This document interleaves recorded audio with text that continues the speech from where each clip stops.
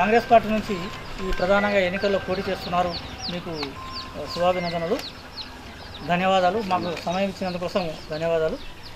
ఈ వార్డులో ఉన్నటువంటి ప్రధానమైనటువంటి సమస్యలు ఏమున్నాయని మీ దృష్టికి వచ్చాయి? ప్రధానంగా సీసీ రోడ్ల సమస్య ఉంది. అండర్ డ్రైనేజ్ సిస్టమ్ అక్కడక్కడ చాలా గత 18 సంవత్సరాలు అయింది కాబట్టి అండర్ డ్రైనేజ్ సిస్టమ్ కూడా కొంచెం ఇబ్బందులో ఉన్నారు జనాలు. మరియు సైడ్ డ్రైనేజీ, వీధి లైట్లు, ఇంకా కొన్ని మౌలిక వసతులు కూడా ప్రధానంగా స్కూల్ ఆవరణ మరియు అంగన్వాడీ భవనం ఆవరణ ఈ సమస్యలన్నీ కూడా పాఠశాల పక్కన ఉన్నటువంటి కొంచెం అక్కడ కూడా చెత్త చెదారాలు ఉన్నాయి. అది కూడా ఆ దృష్టిలో పెట్టుకొని మున్సిపల్ దృష్టిలో అవన్నీ సమస్యలను కూడా నా దృష్టికి వచ్చినాయి. నేను వీటిని 8వ వార్డు ప్రజలకు ఖచ్చితంగా ఈ సమస్యలపైన నాకు అవగాహన ఉంది కాబట్టి వాళ్ళకి ఇవన్నీ కూడా నేను నెరవేరుస్తానని చెప్తున్నాను. ఈ వార్డులో ప్రధానమైనటువంటి పోటీదారు ఎవరు అనుకుంటున్నారు? టీఆర్ఎస్ పార్టీ, బీఆర్ఎస్ పార్టీ నుంచి ప్రధానమైన. మీరు ఎన్నుకున్నటువంటి పార్టీ కాంగ్రెస్ పార్టీ కదా, ఈ పార్టీని మీరు ఎందుకు ఎన్నుకున్నారు? కాంగ్రెస్ పార్టీ మనకు భారతదేశానికి స్వతంత్రం తెచ్చినటువంటి పార్టీ. మరియు ఇక్కడ మన తెలంగాణలో కూడా ఇప్పుడు అధికారంలో ఉన్నది. మరియు కాంగ్రెస్ పార్టీ గత ఇందిరమ్మ పాలనప్పుడు కానీ, రాజీవ్ పాలనప్పుడు కానీ, ఇప్పుడు ఉన్న మన సీఎం పాలన ఇప్పుడున్న ఈ పీరియడ్లో కూడా మనకు అప్పటి నుంచి కూడా ఇందిరమ్మ ఇండ్లు, రాజీవ్ ఇండ్లు, ఇప్పుడు కొత్తగా ఇందిరమ్మ గృహాలు కూడా నిర్మిస్తున్నారు. నేను గత కొన్ని సంవత్సరాల పుట్టినప్పటి నుంచి కూడా నేను బై బర్త్ కాంగ్రెస్లో చాలా అభివృద్ధి జరుగుతుంది కాబట్టి ఆ నమ్మకం ఉంది. నేను కాంగ్రెస్ పార్టీ ద్వారానే ప్రజలకు సేవ చేయాలనుకున్నాను.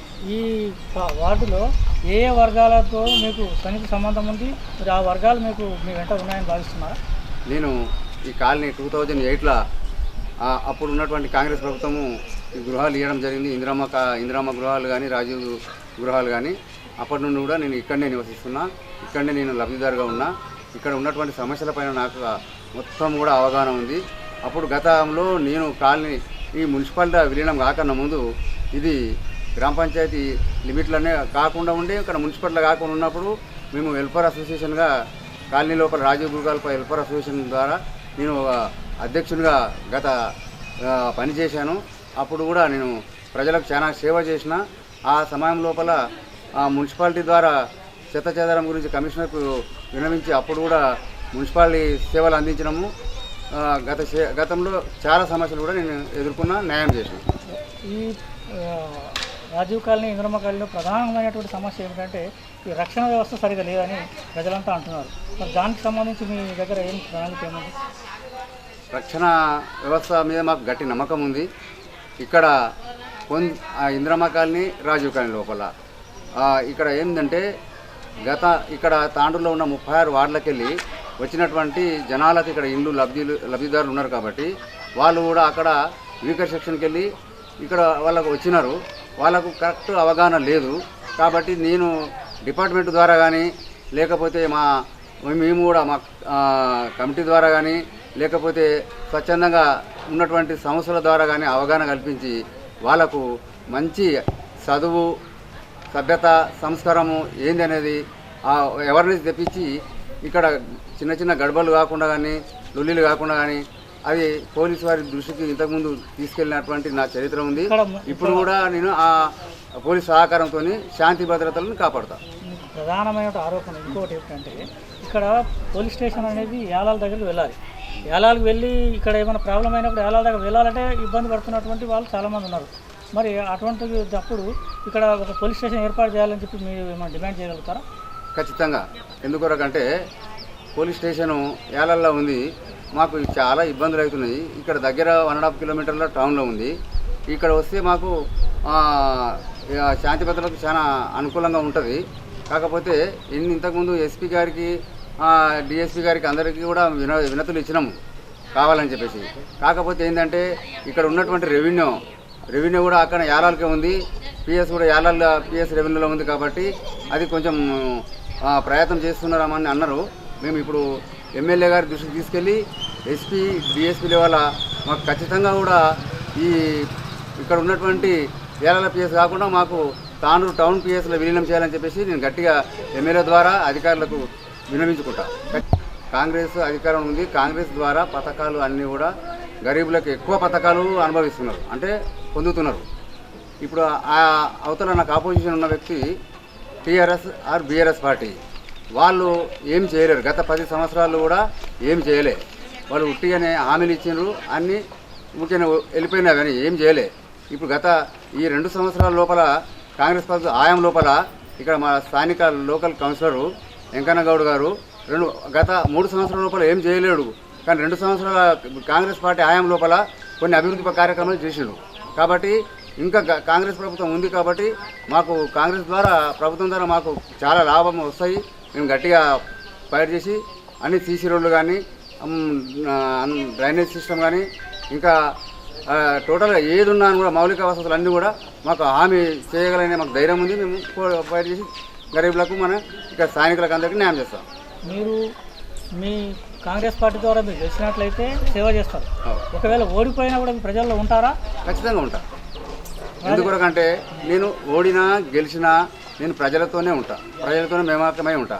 ఎందుకంటే నేను కాలనీలో ఉన్నప్పటి నుండి కూడా ఇక్కడ ఉన్న కాలనీ నివాసులకు ఇక్కడ ఉన్న ప్రజలకు నా గురించి తెలుసు. నేను మ్యాక్సిమం ఇంతకుముందు కూడా నేను స్వచ్ఛందంగా నేను సేవా కార్యక్రమాలు చేసిన, నేను సోషల్ వర్కర్ని.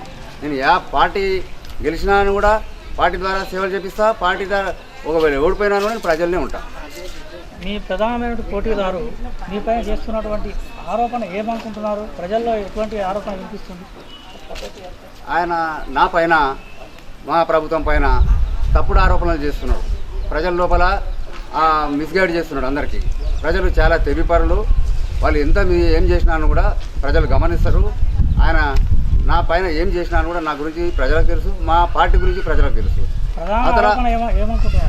మా పైన అసత్య ప్రచారం చేస్తున్నారు. ప్రభుత్వం యొక్క పథకాలని అసత్య ప్రచారం ధృవీకరణ చేస్తున్నాడు ఆయన, కానీ ప్రజలు అవి నమ్మరు. మీరు ఎన్ని ఓట్ల మెజార్టీతో గెలుస్తారని మీరు భావిస్తున్నారు? ప్రజలు నాకు గట్టిగా సపోర్ట్ చేసి నా మీద నమ్మకంతో ఓటు వేస్తే ఖచ్చితంగా నేను 600 ఓట్లతో మెజార్టీతో గెలుస్తాను. ప్రధానంగా ఇక్కడ మైనారిటీ ఓట్లు ఎక్కువ ఉన్నాయి. మరి మైనారిటీ ఓటర్లు మీ వైపు మొగ్గు చూపే అటువంటి ప్రణాళిక మీ దగ్గర ఏమైనా ఉందా? ఇక్కడ మైనారిటీ ఓట్లు వాస్తవానికి ఎక్కువ ఉన్నాయి, అది ముఖ్యం కాదు. నేను నా వ్యక్తిగతంగా మైనారిటీలు హిందువులనే భేదం లేదు. ఇక్కడ తాండూరులో ఏ వార్డులైనా ఉండొచ్చు, కానీ మా 8th వార్డులో అలాంటి భేదాలు లేవు. కావాలని సృష్టిస్తారు అంతేగాని ఇక్కడ ఎలాంటి భేదాలు లేవు. నాకు మైనారిటీలు నాకు ఎక్కువ ఇష్టపడతారు. ఎందుకంటే ఈయన సమర్థుడు, పనులు చేస్తాడు అని నా మీద నమ్మకం ఉంది. అదేవిధంగా హిందువులో కూడా నా మీద నమ్మకం ఉంది. అందరు కలిపి నాకు అతిపెద్ద మెజార్టీతో గెలిపిస్తారు. గెలిచిన తర్వాత ఈ చైర్మన్ ఏర్పాట్లలో బలాబలాల మధ్యలో అనేకమైనటువంటి రాజకీయాలు కానీ మిగతా వాటి అన్నింటినీ చోటు చేసుకుంటుంటాయి. మీరు అప్పుడు ఎటువంటి స్టెప్ తీసుకోబోతున్నారు? నేను కాంగ్రెస్ పార్టీతో గెలుస్తా, నేను కాంగ్రెస్ పార్టీలోనే ఉంటా. ఎవరు ఎలాంటి ప్రలోభాలు పెట్టినా కూడా నేను లొంగే వ్యక్తిని కాను. నేను పార్టీకి న్యాయంగా ధర్మంగా న్యాయం చేసే వ్యక్తిని. అంటే గతంలో మీ పైన మీ యొక్క అనుచరుల పైన కూడా ఈ తరచూ పార్టీలు మారుతున్నారనేటువంటి ఆరోపణ ప్రధానంగా వచ్చింది ఇంతకుముందు. మరి దాన్ని మీరు ఎట్లా తిప్పుకొడతారు? అప్పుడు ఒకటే పార్టీలో ఉన్న శాసనసభ్యులు కానీ ఎమ్మెల్సీలు కానీ వాళ్ళ ఇద్దరి మధ్యలో ఉన్నటువంటి వైరూపాలతో వీళ్ళు సతమతం అయిపోయి వాళ్ళు ఆ విధంగా సేవ చేయాలనే దృక్పథంతో పార్టీ చేంజ్ చేస్తే ఆ పార్టీ అధికారంలో ఉంటుంది కాబట్టి సేవ లబ్ధి చేయగలుగుతామని చెప్పేసి ఆ ఉద్దేశంతో పోయారు, అంతేగాని ఇప్పుడు అలాంటిది ఏం లేదు. చివరిగా ఈ 8వ వార్డు ఓటర్లకు మీరు చేసేటువంటి సందేశం చెప్పండి. నేను 8వ వార్డు ఓటర్లు నన్ను గెలిపించి అత్యధిక మెజార్టీతో గెలిపిస్తే నేను వాళ్ళకు 24/7 దాకా ఎనీ టైం అందుబాటులో ఉంటా. ప్రతి సమస్య ఏ సమస్య వచ్చినా కూడా నేను వాళ్ళకు సమస్యలను తీర్చే ధైర్యము నాకు ఉంది కాబట్టి వాళ్ళు నాకు నమ్మకంతో గెలిపిస్తారు. ఏ సమస్య వచ్చినా కూడా నేను ఎదుర్కొని వాళ్ళకి న్యాయం చేస్తాను.